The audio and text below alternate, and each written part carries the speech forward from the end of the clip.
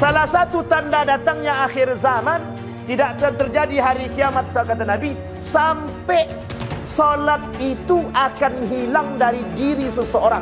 Jika kalian menemukan pemimpin mengakhirkan solat, kata Nabi, tanda datangnya hari. Sekarang itu kepala dinas lebih takut kepada gubernur, bupati daripada sogok itu sekarang terang-terangan.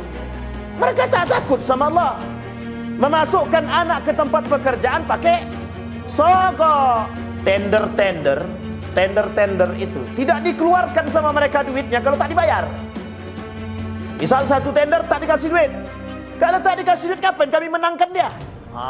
Begitu modelnya. Ini mohon maaf para kontraktor ya, jangan tersinggung. Begitu keadaan sekarang. Assalamualaikum warahmatullahi wabarakatuh. Bapak, ibu, abang, kakak, adik, jamaah dimanapun berada. Man bana masjidan, siapa yang bangun masjid, manallah mislahu baitan fil jannah. Ma la yudraku kulluh, la yutraku kulluh. Kalau belum bisa bangun satu masjid utuh, 1, 2, 3 sak semen, batu bata, batu kerikil, insya Allah mengalir sampai hari kiamat. Bingung kemana kami mau salurkan? Jangan lagi bingung, salurkan ke Masjid Peradaban. Di nomor rekening Bank Syariah Indonesia BSI, nomornya mudah 33300009097 atas nama FSRMM. Konfirmasinya ke nomor berikut 0813 7733 9947. Berkah selalu. Wassalamualaikum warahmatullahi wabarakatuh.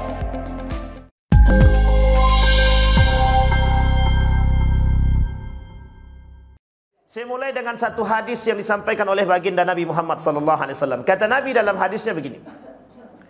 Qala Nabi sallallahu alaihi wasallam an Abi Umamah al-Bahili, Rasulullah sallallahu alaihi wasallam qala la yubqadna ural islami urwatan fa kullama intaqadat urwatan tashabbatha an-nasu billati taliha wa awwalahudna naqdal hukmu wa akhiruhudna as-salah. Kata Nabi, niscaya simpul-simpul agama Islam ini akan terlepas seutas demi seutas, kata Nabi. Dan apabila satu simpul telah terlepas, niscaya manusia akan berusaha untuk memegang erat simpul-simpul tersebut. Ketahuilah, simpul pertama yang terputus adalah simpul pemerintahan. Wa awwaluhudna naqdan al-hukmu. Simpul pertama yang terputus adalah simpul pemerintahan. Kemudian sedangkan simpul yang terakhir putus adalah salat. Apa yang terakhir putus? Salat. Nanti kita jelasin hadisnya. Hadis yang kedua. Awwalu ma tafqiduna min dinikumul khushu' wa akhiru ma tafqiduna min dinikumus salah. Hadisnya panjang, saya potong aja. Saking panjangnya agak sulit untuk disampaikan. Kata Nabi, di dalam hadisnya, kata Nabi, kelak di akhir zaman itu, kata Nabi, hal pertama kali yang akan hilang dari agama kalian adalah kekhusyuan. Sedangkan yang terakhir kali akan lenyap dari agama kalian adalah salat. Sampai di sini bisa dipahami Bapak Ibu? Baik. Apa yang paling terakhir hilang? Salat. Bukan qasar, salat. Kemudian di dalam hadis yang lain Nabi juga sampaikan, innahu satakunu alaikum umara yuakhiruna as-salah an miqatiha wa yakhnuqunaha ila syarqil mauta. فَإِذَا رَأَيْتُمُوهُمْ قَدْ فَعَلُوا ذَلِكَ فَصَلُّوا الصَّلَاةَ لِمِيقَاتِهَا وَاجْعَلُوا صَلَاتَكُمْ مَعَهُمْ سُبْحَانَهُ. Apa kata Allah? Kata Nabi, pasti suatu saat nanti kalian akan menemukan para pemimpin yang mengakhirkan solat dari waktu yang telah ditetapkan, seolah-olah mereka itu dalam detik-detik akhir menjelang kematiannya. Apabila kalian melihat mereka melakukan hal itu, solatlah kalian tepat pada waktunya. Kemudian jadikanlah salatmu bersama mereka itu sebagai salat sunnah. Cukup 3 hadis saja. Atau mau tambah lagi? Tambah lagi boleh, satu lagi boleh. Ya Aba Dzar, innahu sayakunu ba'di umara yamitun fa'ala as-salah liwaqtiha fa in salaita liwaqtiha kanat laka nafilah wa illa kunta qad akharta qad ahrazta salataka. Sepeninggalanku, kata Nabi, akan ada para pemimpin yang mematikan solatnya. Maka pada saat itu lakukanlah solat tepat pada waktunya. Apabila engkau melakukan solat tepat pada waktunya, maka solat yang bersama pemimpin bagimu adalah solat sunnah.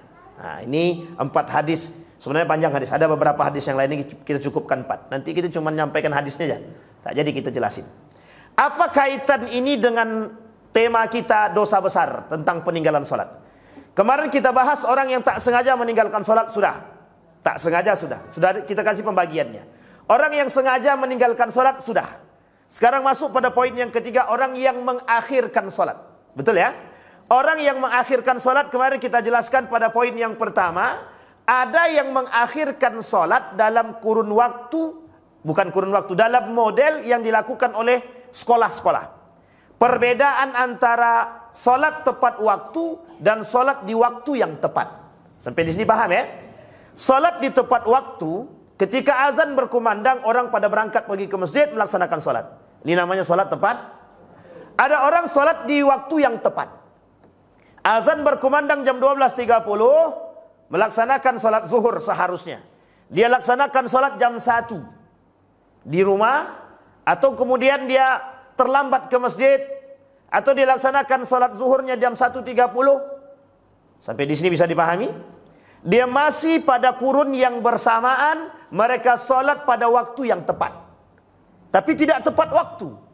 Di waktu yang tepat. Pertanyaannya adalah, apakah orang ini takhirus sholat atau lalai dalam solat? Itu pertanyaan kita yang muncul. Oke? Sekarang kita lihat dulu. Apa yang disebut dengan mengakhirkan solat? Ada orang yang mengakhirkan solat lil uzur. Fa'ittafaqal ulama, berbeda pendapat, bukan ittafaqa, tapi ikhtalafal ulama, berbeda pandangan para ulama. Ada orang yang ingin melaksanakan solat, tapi mereka solatnya diakhirkan karena ada uzur-uzur yang syar'i. Maka para ulama berbeda pendapat. Ada yang mengatakan la ba'sa bih, tidak dipermasalahkan. Artinya neraka yang tadi tak berlaku. Neraka yang sakar itu tak berlaku bagi mereka yang mengakhirkan solat lil uzur. Sampai di sini bisa dipahami, Ibu? Bapak Ibu bisa paham ya? Ada orang yang mengakhirkan salat tapi karena uzur. Misal. Ini kebetulan di warung Bapak Ibu sedang ramai orang. Mau ditinggal posisi tak bisa, tak ditinggal sementara azan sudah berkumandang. Sampai di sini paham ya? Maka Ibu selesaikan, Bapak Ibu selesaikan. Setelah selesai, ternyata salat sudah selesai. Ketika Ibu selesai menyelesaikan urusan uzur tadi, kemudian salat di masjid pun sudah selesai. Maka ibu terpaksa melaksanakan solat sendiri, atau bapak ibu melaksanakan solat sendiri. Ini bagian daripada takhirus solat.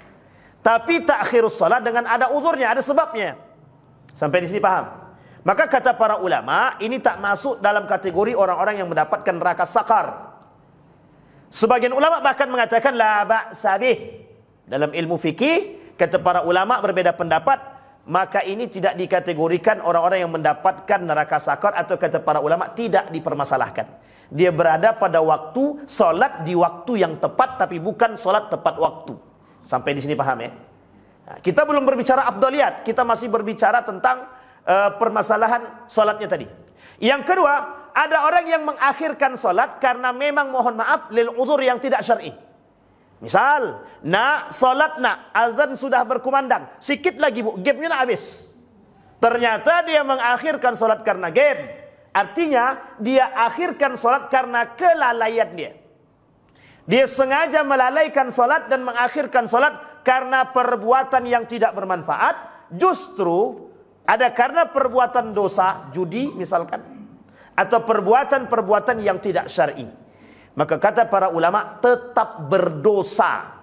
Ada yang mengatakan mereka lalai tetap masuk dalam neraka sakar. Ada yang mengatakan mereka tetap berdosa. Tapi tidak dikatakan masuk dalam neraka sakar. Artinya apa? Tingkatan dosa mereka berbeda. Sampai di sini bisa dipahami? Nah, yang terakhir pemahamannya adalah ada orang lalai dengan solatnya dan sengaja melalaikan solatnya, dan mereka hanya solat di akhir waktu. Orang yang salat di akhir waktu, kata Nabi Muhammad sallallahu alaihi wasallam dalam hadisnya, salatul munafiqin Wa man yusalli fi akhiril waqti wa huwa salatul munafiqin. Orang yang salat di akhir waktu itulah salatnya orang munafik. Loh, sekarang pertanyaannya di akhir waktu itu yang seperti apa? Kita ambil contoh. Jam 12.30 zuhur berkumandang.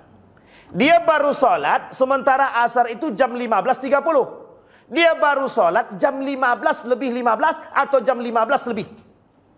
Sampai di sini paham? Ini namanya salat orang munafik. Tapi kata para ulama yang lebih sadis lagi, yang lebih dikatakan yang lebih condong mendekat kepada kemunafikan, 5 menit sebelum azan asar dia salat, itulah salat orang munafik, kata dia. Sampai di sini paham? Kita lihat kembalikan kepada ayat Al-Quran, kata Allah dalam Al-Quran, wa idza qamu ila salati qamu kusala. Ada orang-orang yang datang melaksanakan salat tapi salatnya main-main dan malas-malas, itulah salatnya orang munafik. Sekarang pertanyaannya, Bapak Ibu sering lihat orang begitu apa tidak?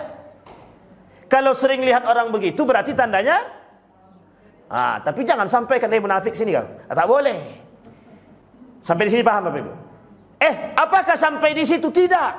Nabi bilang dalam hadis yang lain, kata Nabi, salah satu tanda datangnya akhir zaman tidak akan terjadi hari kiamat, kata Nabi, sampai salat itu akan hilang dari diri seseorang, daripada muslim itu sendiri. Artinya apa? Umat muslim tak mau lagi melaksanakan satu.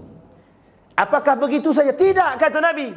Bahkan yaitu yang paling parah. Bahkan ada umat muslim yang melaksanakan salat, mereka ta'khirus salah. Bahkan pemimpin pun mengakhirkan salat. Jika kalian menemukan pemimpin mengakhirkan salat, kata Nabi, tanda datangnya hari. Artinya apa? Kiamat sudah mulai.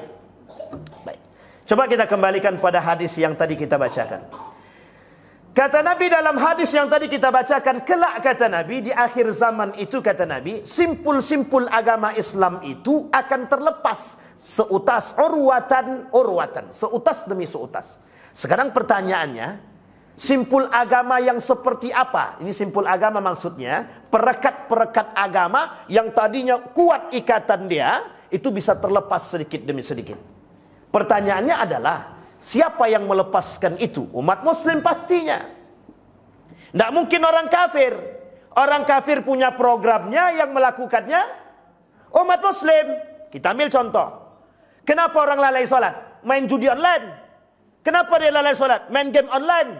Kenapa dia sholat dilalaikan? Karena urusahanya, bisnisnya dan lain sebagainya. Mereka anggap bisnis mereka lebih penting daripada bisnis kepada Allah. Salat itu berbisnis kepada Allah. Tapi mengapa mereka lebih mendahului bisnis mereka daripada Allah? Artinya apa? Manusia hari ini lebih mencintai dunia daripada Allah. Sampai di sini bisa dipahami? Baik, kita kembalikan. Apa kata Nabi? Urwatan. Seutas demi seutas simpul itu terlepas. Niscaya manusia akan berusaha memegang erat yang lain, seutas yang lain. Betul. Kalau satu hilang, yang lain mulai terlepas. Sehingga umat muslim mulai gegabah, mulai ketakutan. Oh, ini tanda kiamat datang nih.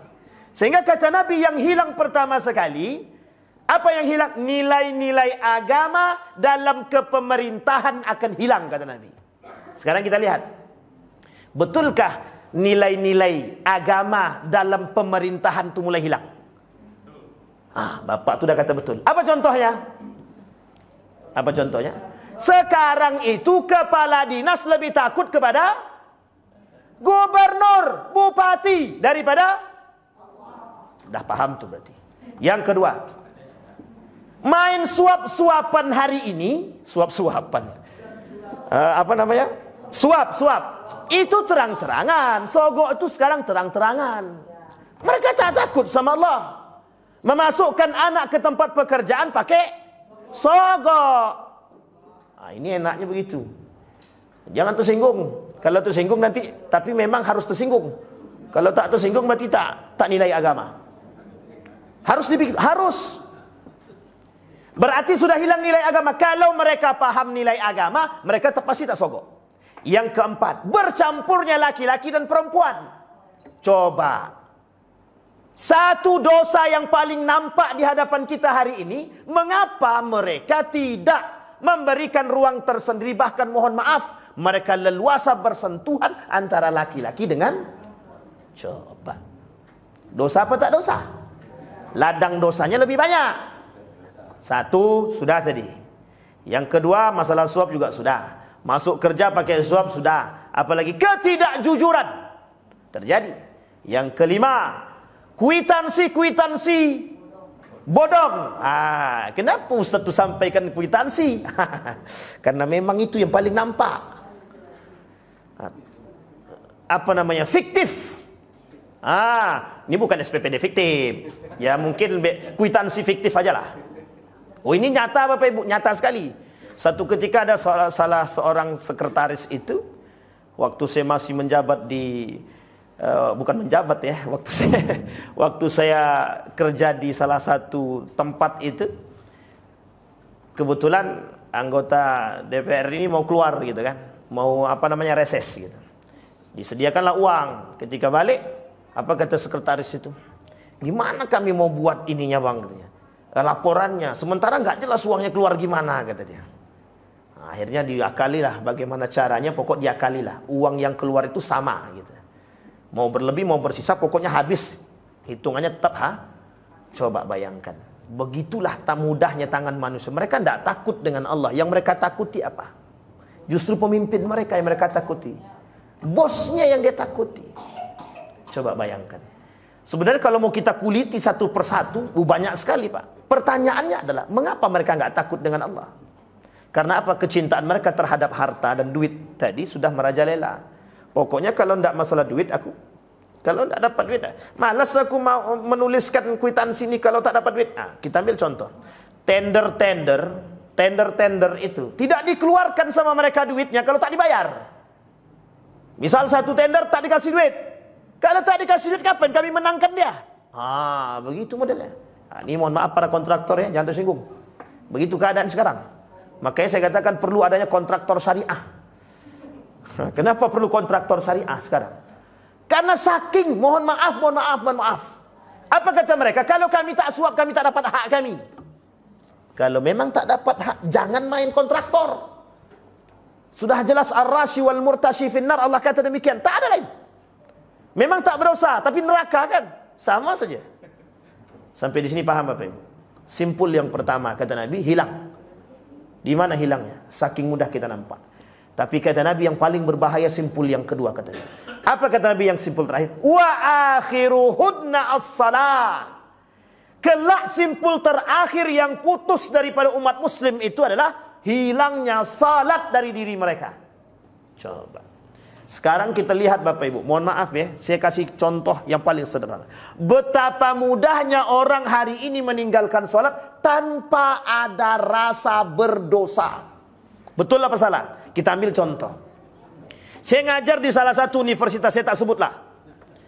Saya tanya sama mahasiswa itu, kalian dah sholat? Belum. Kalian tak sholat? Enggak. Kalian halangan? Tidak. Pertanyaannya, kok kalian tersenyum? Ketika saya tanya kenapa kalian tersenyum, justru jawabannya tersenyum. Artinya apa? Mereka bangga tidak sholat. Mereka biasa aja tidak sholat, tidak ada rasa dosa kok.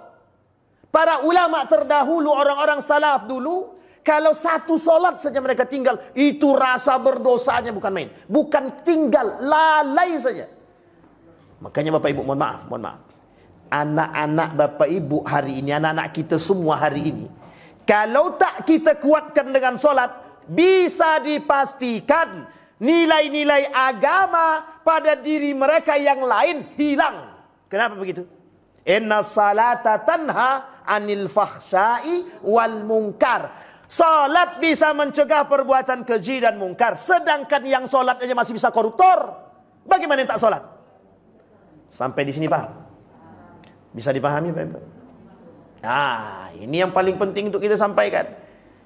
Kata Nabi begitu. Maka kata Nabi, yang pertama kali hilang dari umat muslim kelak di akhir zaman dalam permasalahan agama. Ini kata Nabi pada hadis yang kedua tadi kita baca. Kata Nabi, yang kelak di akhir zaman yang hilang dari umatku terhadap agama mereka adalah kekhusyuan. Kita perhatikan. Betul tak perkataan Nabi ini bukan khusyuk dalam solat saja. Kita lihat khusyuk dalam berbagai macam hal. Berapa tingginya kecintaan umat manusia terhadap dunia, umat muslim terhadap dunia ketimbang kepada agama. Boleh Bapak Ibu lakukan penelitian hari ini, kecintaan manusia, kecintaan umat muslim terhadap nilai agama atau pelajaran agama lebih sedikit ketimbang kecintaan mereka terhadap musik, terhadap apapun itu. Sampai di sini bisa dipahami ya Bapak Ibu ya? Betul apa salah? Yang dalam solat saja, tak salah kalau ada seorang profesor dari Inggris mengatakan begini, aku lihat umat muslim di Indonesia, tapi aku tak lihat Islam, kata dia. Maksudnya apa itu? Kita lihat. Berapa banyak umat muslim di Indonesia? Nomor 1 terbesar di dunia. Pertanyaannya, dari sebanyak itu, berapa yang mukmin? Berkurang lagi kan? Dari sekian banyak yang mukmin, berapa yang solat? Berkurang lagi kan? Dari sekian banyak yang sholat, berapa yang sholat di masjid? Berkurang lagi kan? Dari yang sholat di masjid, berapa banyak yang sholatnya khusyuk? Berkurang lagi. Di antara sholat yang khusyuk tadi, mohon maaf. Berapa banyak yang bakal diterima oleh Allah sholatnya? Na'udzubillahi tsumma. Ini satu kiasan bagi kita Bapak Ibu sekalian yang berbahagia. Belum tentu kita yang solat saja, belum tentu Allah terima solat kita, apalagi yang tidak. Pertanyaan kita adalah, kemana rasa simpati dan empati kita? Coba bayangkan kalau kita punya pemimpin yang alim, yang baik. Nampak dia orang-orang tak solat, apa kata dia? Kalian kepala dinas tak solat, minggir kalian, ganti. Kan enak. Jadi kepala dinas yang tak solat dikeluarkan itu. Ini saran buat para pemimpin, baik wali kota ataupun gubernur, yang tak sholat ganti. Kan begitu, yang muslim. Kalau tak muslim, ngapa pula kita suruh muslim sholat pula? Tapi kalau bisa kita suruh, ya alhamdulillah, kan begitu. Artinya dia masuk Islam dulu. Sampai di sini paham Bapak Ibu? Maka kata Nabi, yang pertama kali hilang, katanya, ini tanda-tanda akhir kiamat. Makanya bukan hanya sebatas orang tak sholat selesai. Tidak. Bukan begitu. Ternyata salah satu penyebab datangnya akhir zaman itu, atau tanda datangnya hari kiamat, salah satu tanda kecilnya adalah ketika hilangnya salat dari diri umat muslim itu sendiri. Maka Bapak Ibu sekalian yang berbahagia, kelak, sekarang saya lihat, kita lihat anak-anak zaman sekarang, enggak usah anak-anak, saya tanya sama ibu-ibu deh. Nih bapak-bapak, ntar dulu, ibu-ibu kita tanya. Siapa yang hafal sahabiat Nabi perempuan 10 orang saja? 10 orang sahabiat. Sahabiat itu bukan sahabat ya, sahabat-sahabat perempuan Nabi. 1. Ummu Kalsum. 2. Ummu Kalsum siapa?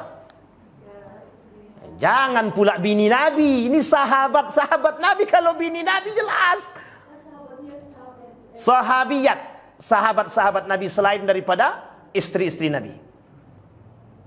Oke, terlalu susah Ustaz. Oke, baik, bapak-bapak lah. 10 saja sahabat Nabi. Untuk bapak-bapak.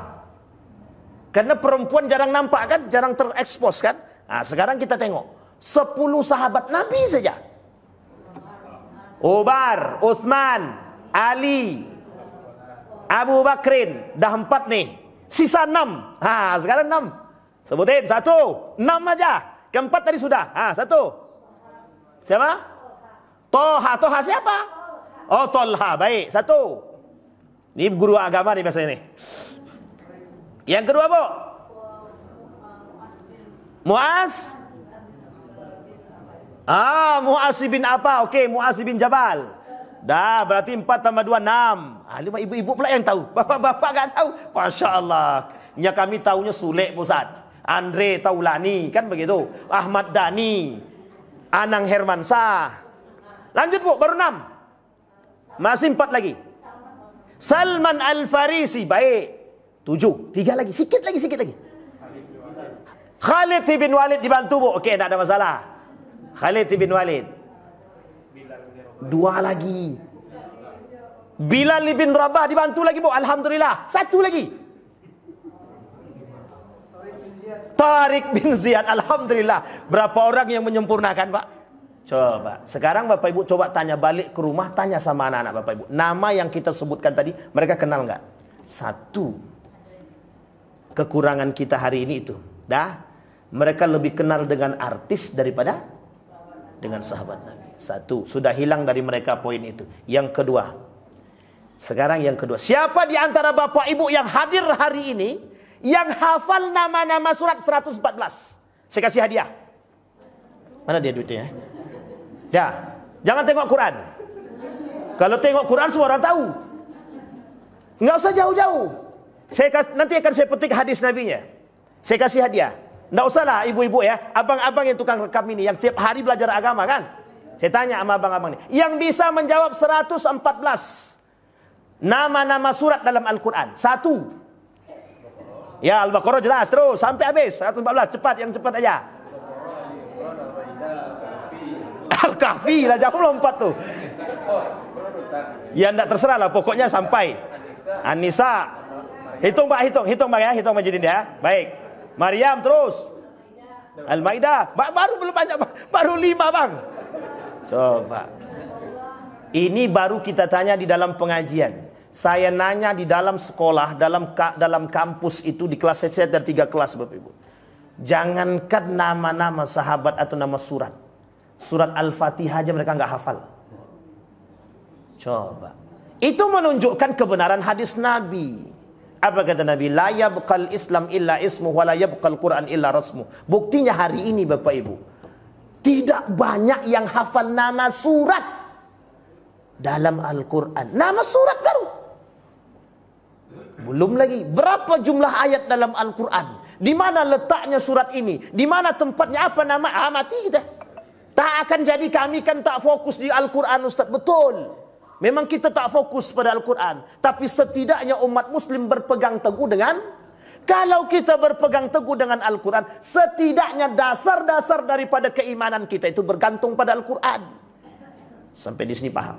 Saya punya kawan Bapak Ibu, orang Yahudi. Hafal Quran dia, 30 juz. Yahudi itu. Tapi tidak masuk Islam dia. Coba bayangkan. Dia tahu, dia sejarah sholat itu dia tahu. Saya aja tak tahu, dia tahu. Kami diskusi panjang waktu itu ketika kami di Malaysia. Artinya apa Bapak Ibu? Kata Nabi, simpul-simpul itu akan hilang daripada umat muslim. Bahkan kata Nabi, bukan hanya sekedar itu kata Nabi. Maka kelak akan muncul bagi mereka-mereka itu kata Nabi, bagi kaum-kaum munafik, bagi kaum-kaum yang meninggalkan salat, orang fasik, orang munafik kata Nabi, akan muncul bagi mereka pemimpin-pemimpin yang suka mengakhirkan salat. Bahkan mohon maaf, ada enggak pemimpin yang tak salat? Bukan tak banyak lagi. Banyak kali. Kan begitu. Kita butuh. Kalaulah pemimpin kita jauh daripada Allah, mohon maaf Pak, bagaimana cara kita memandang jamaahnya, masyarakatnya? Kullukum ra'in wa kullukum mas'ulun an ra'iyatihi. Pengkhianat itu. Kalau ada pemimpin yang tak solat, berarti mereka pengkhianat. Artinya ketika ada, bagaimana mereka akan ngajak kita kepada solat sementara mereka tak solat? Bagaimana kita bisa menyempurnakan solat sementara mereka mengakhirkan solat? Artinya apa? Tak salah kalau Nabi kata Nabi di akhir zaman akan muncul kata Nabi pemimpin-pemimpin yang suka mengakhirkan salat. Itu perkataan baginda Nabi Muhammad sallallahu alaihi wasallam. Apa kata Nabi? Sampai disampaikan oleh Nabi, pasti suatu saat nanti kalian akan menemukan para pemimpin yang mengakhirkan solat dari waktu yang telah ditetapkan, seolah-olah mereka itu dalam detik-detik kematian. Coba. Artinya apa? Saking mulai mendekat, waktu udah mau habis nih, rapat belum selesai juga, belum solat lagi gitu deh. Nanti aku jamaah sajalah katanya. Ini cara-cara pemimpin, tanda-tanda pemimpin munafik namanya. Adakah yang lebih penting daripada Allah? Tak ada. Sampai-sampai Abu Dzar mengatakan, ya Abu Dzar, innahu sayakunu ba'di, kata Nabi. Abu Dzar, kata Nabi, akan terjadi setelahku, kata Nabi, umara yumitunas salah. Akan terjadi, kata Nabi, setelah masaku, kata Nabi, para pemimpin-pemimpin yang mematikan solat. Artinya mematikan solat itu banyak. Satu, pemimpin itu yang tak solat. Yang kedua, mohon maaf. Saking takutnya kepala dinas dengan solat tadi, sampai kepala dinas pun tak solat. Saking takutnya mereka dengan pemimpin mereka. Ini kejadian Pak. Pas azan, lagi wuduk dia. Sedang lagi wuduk, nelpon Pak. Pokoknya adalah kepala pemerintah lah. Nelpon dia. Setelah nelpon, yang tadi mau berangkat sholat, padahal sudah azan, sudah di masjid, langsung ditinggalkannya masjid tadi, pergi dia. Coba bayangkan, saking takutnya mereka dengan manusia. Ini kalau kita kaitkan lagi Bapak Ibu, orang-orang seperti ini namanya sudah mempertuhankan manusia namanya. Lebih takut kepada orang yang lebih takut kepada manusia daripada Allah, berarti mereka sudah mempertuhankan manusia. Kembali kepada poin kita tadi Bapak Ibu.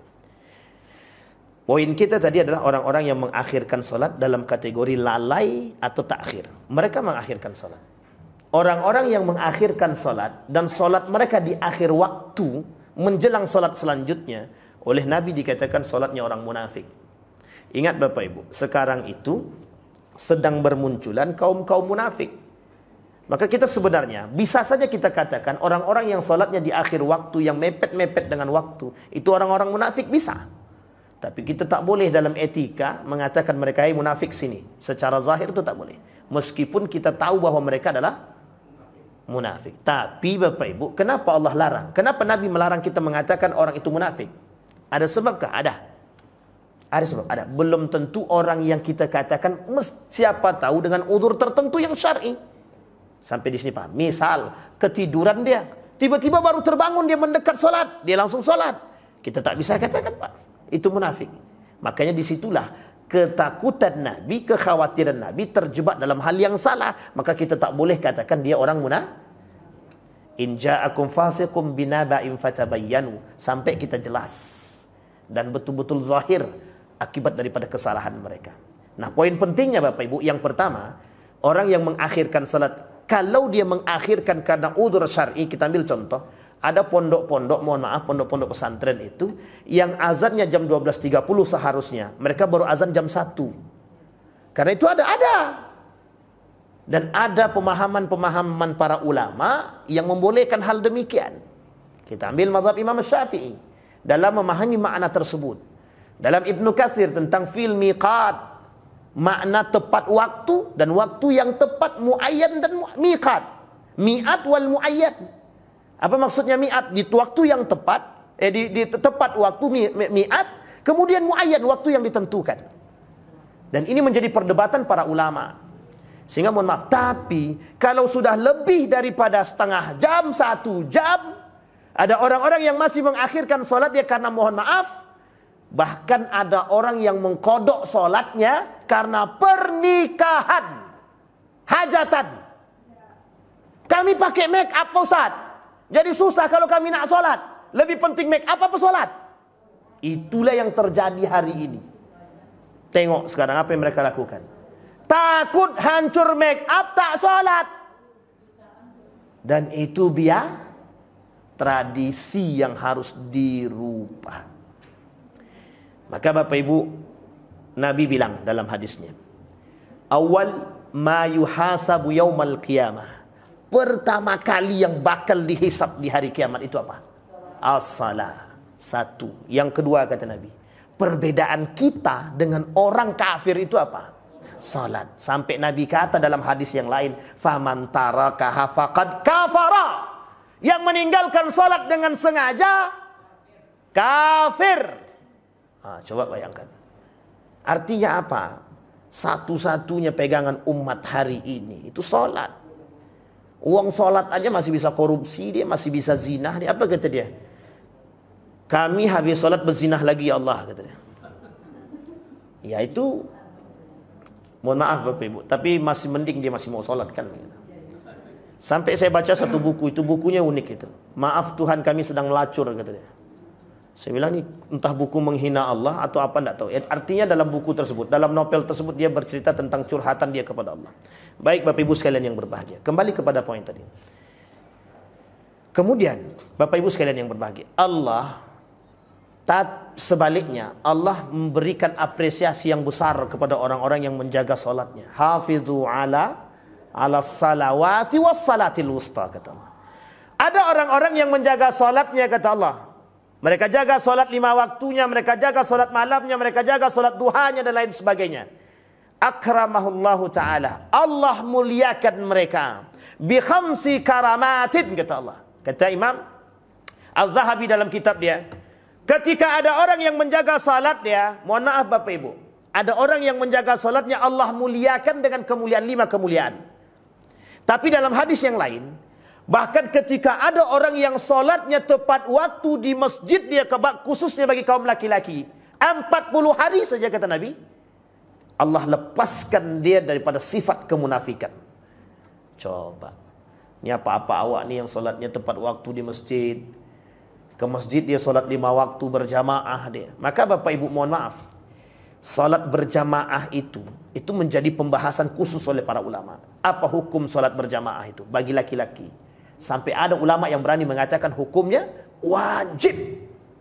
Artinya apa? Saking tak pengennya ada manusia yang jadi munafik. Karena kalau pengen kita lihat, begitu Pak. Kalau ada orang sudah lalai dengan solat dia, kita bisa katakan, bisa kita lihat, dia mesti akan melalaikan pekerjaan yang lain. Itu jelas. Karena tolak ukurnya adalah solat saja yang begitu pentingnya, yang begitu baiknya, yang begitu bagusnya, mereka berani tinggalkan, berarti apalagi yang lain. Sampai di sini bisa dipahami Bapak Ibu? Baik. Bahkan mohon maaf, di dalam hadis yang dhaif, hadisnya lemah. Kelemahan hadis ini oleh para ulama, tapi boleh diambil faidah. Arti faidah itu begini, hanya untuk memotivasi orang-orang. Apa kata dia? Jika ada salah satu salat yang wajib mereka tinggalkan, dan sengaja mereka tinggalkan, mereka seperti atau seolah-olah sedang berzina dengan ibu kandungnya. Kalau dia perempuan berzinah dengan bapak dia, kalau dia laki-laki sedang berzinah dengan ibunya. Saking pentingnya salat. Bahkan ancaman itu, meskipun hadis ini tergolong dalam hadis yang dhaif, tetapi kata para ulama motivasi agar orang tidak mudah meninggalkan salat. Makanya Bapak Ibu sekalian yang berbahagia, sangat mudah hari ini kita temukan orang-orang yang sengaja meninggalkan salat tanpa beban. Dan tidak ada dosa dalam pundak mereka itu. Ketika kita kata, kau tak solat? Entar ajalah, nanti dulu katanya. Sampai-sampai ada yang berani mengatakan begini, dia solat, kelakuannya masih kayak setan. Mending aku tak solat tapi baik. Nah, sekarang saya kasih tahu Bapak Ibu, ada enggak orang seperti itu? Sering Bapak Ibu temukan? Sekarang saya katakan, itulah gaya berfikirnya orang munafik dan kaum liberal. Apa kata mereka? Yang penting tuh kami baik, surga itu bisa masuk untuk kami. Surga itu bukan untuk agama Islam. Surga itu untuk buat semua agama. Siapapun mereka yang baik akhlaknya pasti masuk surga, katanya. Jadi tak solat sekalipun tetap masuk surga. Sampai di sini paham? Itu motivasi mereka tak solat. Maka mereka katakan kami baik, tapi meskipun kami tak solat tapi kami baik. Masa masuk surga tolak ukurnya Islam aja? Kalau dia Muslim tapi dia tak baik gimana? Ini dia. Sampai di sini bisa dipahami Bapak Ibu. Itulah gaya berfikirnya orang liberal yang hari ini kita hadapi bersama. Bukan hanya Bapak Ibu saja, semua kita umat Muslim sedang menghadapi kaum-kaum seperti itu. Berat Bapak Ibu, karena yang menjadi sasarannya bukan Bapak Ibu. Siapa sasarannya? Anak-anak muda, generasi-generasi setelah Bapak Ibu semua. Itulah yang menjadi sasaran mereka. Apa kata mereka? Lebih baik aku tidak berkerudung tapi akhlakku baik daripada berkerudung akhlakku kayak setan. Makanya mohon maaf, kami belum sanggup berkerudung, hati kami belum bersih. Mau nunggu bersih sampai kapan? Sampai kiamat? Belum tentu bersih sama. Kami memang belum bisa sholat, hati kami masih kotor Pak Ustaz. Makanya kami tak sholat. Gimana Pak Ustaz? Oh enggak apa-apa. Kalau ada ustadznya begitu, itu ustadznya kurang benar itu. Benar, karena sholat itu hukumnya wajib. Orang mau sakratul maut aja wajib sholat kok. Sampai di sini bisa paham? Contoh, mohon maaf, sekarat dia, hati dia masih bisa mengingat Allah, dikatakan sholat. Sampai di sini paham? Sakit dia terbaring, dia tak bisa duduk, dia sholat dalam keadaan berbaring. Dalam keadaan duduk dia cuma bisa sholat dalam keadaan duduk. Tak bisa berdiri, duduk. Bayangkan, sebegitunya Allah katakan wajibnya sholat. Bahkan anak umur 7 tahun saja sudah wajib kita ajarkan sholat. Meskipun mereka tak berdosa, tapi tujuannya adalah membiasakan mereka ta'widuhum. Lah kalau kita tak ajarkan sholat, mohon maaf, inilah akibatnya Bapak Ibu. Kenapa masjid-masjid kita hari ini diisi yang tua-tua yang sudah mau mati? Mohon maaf, jangan tersinggung Bapak Ibu. Hampir semua masjid, kami dah keliling beberapa masjid, rata-rata yang tua-tua semua. Pertanyaannya, mana generasi muda kita nih? Itu dia. Ternyata kantor tetangga lebih baik daripada kantor masjid nih. Makanya Bapak Ibu mungkin perlu ada inovasi. Mohon maaf Bapak Ibu, kita bisa tersenyum, tapi ketakutan kita terhadap kelak generasi kita Bapak Ibu. Mohon maaf, bukan hanya sahabat yang hilang. Nabi dah kata tadi dalam hadisnya, solat hilang. Sebelum solat hilang itu Bapak Ibu, Islam itu akan hilang. Sebelum itu hilang, semua akan hilang. Sebelum solat hilang, nanti Al-Quran pun hilang. Mereka tak lagi baca Quran, mereka tak lagi kenal dengan Al-Quran, mereka tak kenal dengan sahabat Nabi, mereka tak kenal dengan Nabi. Barulah kemudian mereka tak solat, maka mereka tak mengenal Islam. Islam itu ada. Semua mengaku Islam, KTP saja. Tapi tak ada satu pun yang solat. Artinya kata Nabi, kelak di akhir zaman lebih banyak yang tidak solat daripada Sekarang pertanyaan saya, kita lihat, lebih banyak yang solat atau yang tak solat sekarang? Kita tak bisa katakan belum ada data validnya. Cuma kalau melihat dari kebiasaan, kita sudah nampak tuh yang solat 100, yang tak solat, itu baru solat saja. Sekarang kalau solatnya di masjid, yang masuk 50, yang sisanya lah hilang tuh. Begitulah Bapak Ibu. Tapi Bapak Ibu sekalian yang berbahagia, jadikan itu ketakutan kita bersama. Agar mohon maaf, kita sadar dengan generasi kita dan mengajak anak-anak kita. Sekarang saya mau mengajak Bapak Ibu, paksakan anak-anak Bapak Ibu, anak kita semua untuk ikut ke masjid solat. Kalau kau tak solat ke masjid, jangan kau injak kaki rumah ini lagi. Berani begitu? Ragu semua kan? Sama. Kalau kau tak mau solat ke masjid, kalau kau tak solat, jangan main HP. Bawa ke sini HP tu. Tak usah sekolah. Kata anak zaman sekarang, alhamdulillah kata dia. Coba bayangkan. Kita perlu tegas Bapak Ibu. Perlu tegas. Kami dulu, kata bapak saya, kalau tak solat kawan, tak apa-apa kata dia. Tapi jangan kau panggil aku bapak ya kata dia. Saya sampai begitu kan Pak. Kalau kau tak solat tak apa-apa, tapi jangan kau panggil aku bapak kata dia. Saya bilang, lain nih. Begitu orang tua zaman dulu mendidik. Keras dia Pak. Tapi mohon maaf, sekali saja salat yang kita tinggalkan terasa bersalah nih. Meskipun mohon maaf. Kadang-kadang anak zaman dulu itu mohon maaf jarang juga ke masjid. Tapi ketika dia meninggalkan salat, dalam benak mereka itu ada rasa bersalah. Sekarang mohon maaf, tidak ada rasa bersalah. Itu yang paling berbahaya itu. Saking tidak ada bersalahnya. Mohon maaf, yang saya praktekkan itu zahir. Karena saya langsung praktekkan. Saya tanya tuh sama mahasiswa-mahasiswa itu, siapa yang tadi sholat asar? Enggak ada Pak. Angkat tangan tersenyum. Bangga mereka nak sholat asar. Astagfirullahaladzim. Artinya Bapak Ibu sekalian yang berbahagia, perkataan Nabi tentang akhir zaman tadi, tanda-tanda datangnya akhir zaman itu, atau tanda-tanda datangnya hari kiamat itu, di akhir itu nampak. Bahwa memang ketakutan kita sebagai umat muslim itulah yang perlu kita tampakkan dan tonjolkan hari ini. Bisa dipahami Bapak Ibu? Mudah-mudahan ada manfaatnya bagi kita semua.